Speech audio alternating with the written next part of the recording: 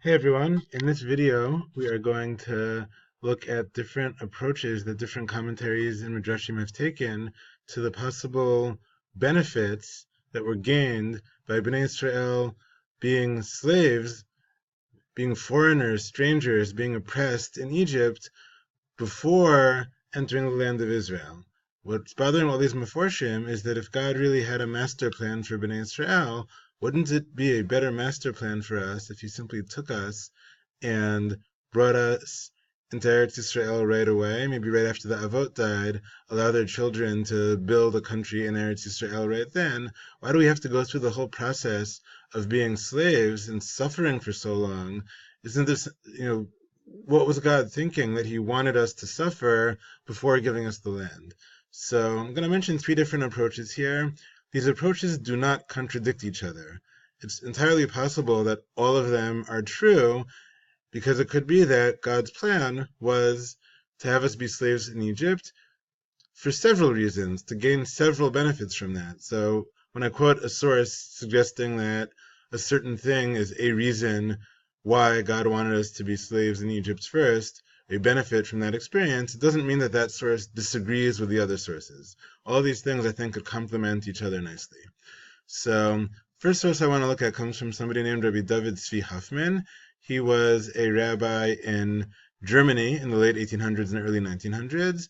He wrote a wonderful commentary on the Chumash, which was written in German. Over here, we have the modern Hebrew translation of his commentary from German.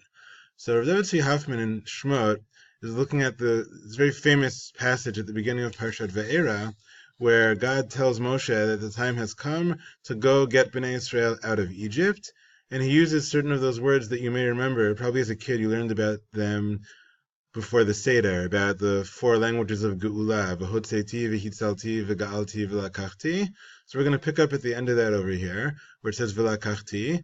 Hashem says, I'm going to take them to be my nation. I'm going to take you, Bnei Yisrael, to be my nation. V'hiti lachem le'elokim. I'm going to be your God. Skip a little bit. And after that happens, right, he's going to take them to be his nation by taking us out of Egypt and giving us the Torah. Then, then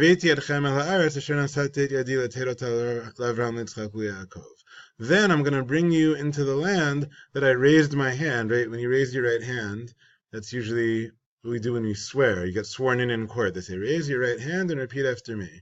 So God says, the land that I raised my hand, meaning the land that I swore, that I promised to give to Avraham, Yitzchak, and Yaakov, I'm going to give it to you as a morasha, as an inheritance. So he's promising first to take them out of Egypt, to take Bnei Yisrael to be my nation, to be Bnei Yisrael's God, and then to bring them into the land. So says Rabbi Tzvi Hoffman, wait a second. In the middle of this, I see an interruption. Right after Hashem said, I'm going to make you guys my nation, I'm going to be your God, he says, then, once I become your God, Vidatem ki ani Hashem Elokechem, you're going to know that I'm Hashem your God, Hamotzi etchem mitachat sivlot Mitzrayim, who took you out from the sivlot, the suffering, the affliction of Egypt. So says Rav David Tzvi Hoffman, I don't get it. Vidatem mehaveh hefsek ben v'lakachti leven veheveti. Vidatem, this phrase seems like a hefsek, an interruption. Wouldn't it have been smoother to just say, I'll take you to be my nation, and then as soon as you're my nation, I'm going to bring you into the land? So why did God put in this interruption? Says Rav David Tzvi Hoffman, he's trying to teach them a lesson that Hayot Am Hashem Eino Talui B'himatzuto Be'eretz HaKodesh. Being Hashem's nation does not depend, Talui means to depend, it does not depend on being located in the Holy Land. Right? Even before Veheveti, even before we enter Eretz Yisrael, we already become Hashem's nation. Utzarich liot kodem laknisa ba. It has to be before we enter the land of Israel. In order to enter it properly, we have to already be formed as Hashem's nation. Am Yisrael eino ka'amim acherim. We're not like other nations. Shetzlam ofio shel ha'am. For them, the ofi, the character of the nation, v'yi'udo, and the destiny, the fate of the nation, him totsar ha'aretz asher nafla lehem nachala. For most other nations, their fate, their destiny, their shared identity is a totsar, a product of the land where they happen to be, right? what's American identity? Well, all of us came to America from different places. What gives us a common American identity is that we all live in America now. And that means if we all start moving to other countries, we're going to lose that American identity. Hashem wanted Bnei Yisrael to have an identity as the Am Hashem, the nation of Hashem, wherever we are. And so he made a point of saying, start out in exile, start out in Egypt. I'm going to bring you from there to the promised land. But before I even bring you there, I'm going to give you the Torah. And so you're already going to have an identity as the people of Bnei Yisrael before you enter the land. Whereas if Hashem had said, Yaakov doesn't have to go down to Egypt. After Yaakov dies, his kids will stay in Israel and just build a country there. They won't have a shared identity that does not depend on land. And that specific identity he's talking about is shared identity as God's nation, right? One nation under God. For us, that one nation is a nation that doesn't depend on a specific piece of land. So as much as we love Eretz Yisrael, we're still the Am Hashem, even if we live in Galut. So that's one benefit of exile. And in particular, one benefit of the fact that our identity was formed in exile. The thing is, one could challenge that and say, okay, that explains why it was important to get the Torah outside of Israel. But why did we have to suffer, right? Even if Hashem had sent Yaakov down to Egypt, Yosef took care of them, and they had good life like they did under Yosef, that would have been enough for them. They could have continued living that good life for a bit, and then at some point said, you know what, the famine's over, we're done with living the good life here. Yosef wanted to be buried in Israel. Let's take Yosef's body and go back to Israel. Why was it important that we suffer through servitude, through enslavement, in order to form this identity? Right? Even if we were very happy in Egypt and were treated well in Egypt, we still could have formed an identity there outside the land of Israel, and then returned to Israel already being the nation of Hashem. So the second idea that we see expressed over here comes from the Torah Temimah. The Torah Temimah lived around the same time as Rav David Tzvi Hoffman. His name was Rav Baruch Halevi Epstein, and the Torah Temimah is commenting. What he does, he takes midrashim that comment on psukim, and he gives you a deeper explanation behind the midrash. So there's a pasuk in Dvarim where Moshe says that Hashem took you out, you meaning Bnei Yisrael, he took Bnei Yisrael out, mikur habarzel mi Mitzrayim, from the the furnace of iron in Egypt. What does it mean that the experience in Egypt was like being in a furnace of iron? So there is a midrash in the book of Kohelet which refers to us, based on that pasuk in Dvarim, as Uma shahaya kocha kashev kebarzel, a nation that's compared to iron because their strength, their koach, is as hard as iron. So this midrash seems to be saying that somehow our experience in Egypt is described as the experience of an iron furnace because we are being there made us tough like iron. Gives us some sort of toughness, some maybe strength, or maybe even we'll call it resilience. So getting back to our source sheet, the Torah Temimah says, why are we compared them to an iron furnace? Well, it doesn't mean a furnace made out of iron. It means a furnace, a kur, hamitzaref et habarzel, that refines the iron, right? If you're a metal worker, you take this, iron ore from the ground, and you, at a very, very high temperature, you sort of melt it down, and when it's in liquid form, you can refine it. And then when you're done, that liquid hardens into this very hard iron. So he's saying that's what happened to Bnei Yisrael. The Hainu, that is to say, Shamitzrim tzerfu Yisrael. Bnei Yisrael were refined. The Egyptians refined us al yedei she'inu otam v'avadum, through working us hard like slaves. So what the Egyptians did was terrible, to make people into slaves and beat them and torture them. But the good news behind it is because we went through that, because we were tortured, our experience was similar to that iron, where it's in this very, very intense furnace that melts it down into liquid form. And so you would think that's going to destroy the iron, right? Iron is supposed to be a hard metal, and it's been melted down. But in fact, that process actually kind of refines it. You can purify it, take out the bad parts, and then when the iron hardens again after that, it's even stronger than before. So yes, what the Egyptians did to us was terrible. They brought upon us slavery and death and suffering. But when Am Yisrael leaves there, having survived that experience, now that we survived it, they essentially toughened us up and refined us.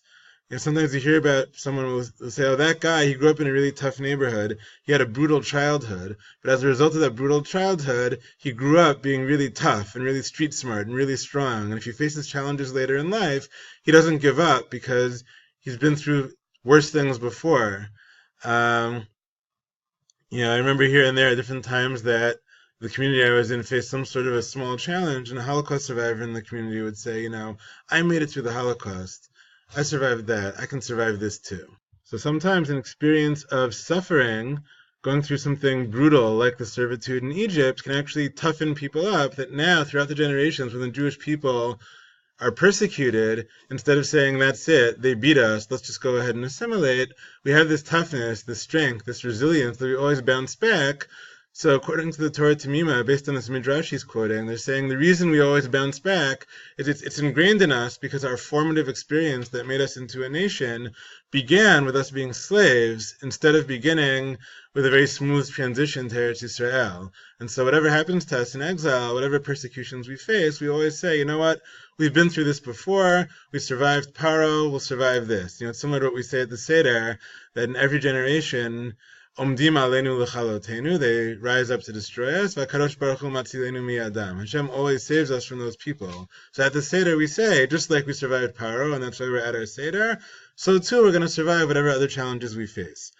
One final theme, which in some ways one could argue is actually the most important one, that some commentators have suggested for why it was important for us to begin our national journey as slaves in Egypt and not in our own land, is the notion of empathy.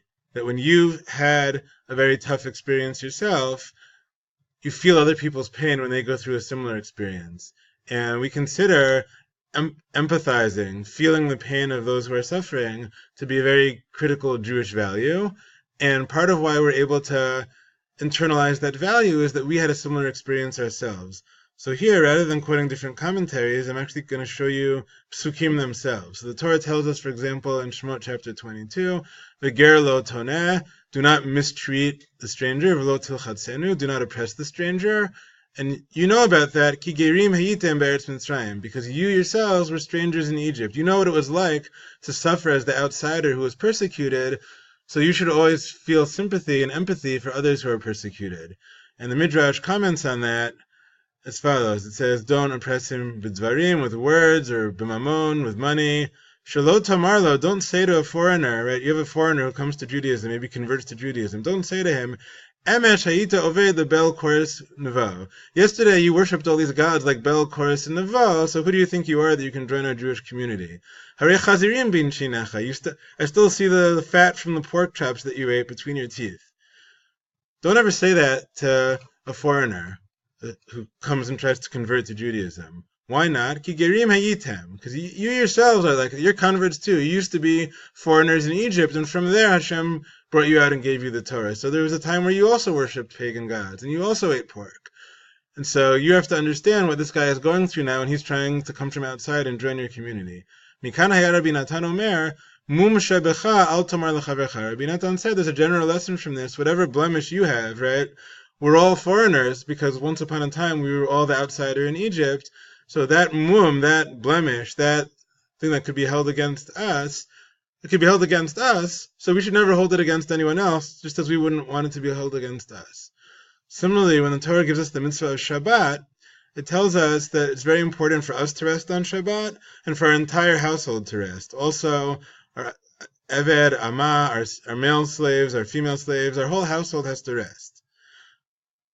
And we should understand that, ki eved hayita be'eretz Mitzrayim, right? Because we were slaves in Egypt, we know what it's like to be a slave who never gets a chance to rest. Therefore, Hashem told us to keep Shabbat. We'll understand the importance of having a day of rest for us and for our workers, because we suffered through an enslavement when we didn't have that time off. And lastly, with the holidays, right? We have all our holidays coming up. The Torah tells us about all the holidays, that when you rejoice, v'samachta, you should rejoice with your family, but also with the foreigner, the orphan, the widow. You have to think about all the people from the holiday is very difficult, because they don't have a family to celebrate with. And why is that so important? Because you know what it was like. Once upon a time, you suffered in Egypt, and so you can always feel the pain of the people who are suffering even on a holiday. And so in all these ways, just to sum up, we gain certain things from being slaves in Egypt. We have this identity that does not depend on land. We have toughness and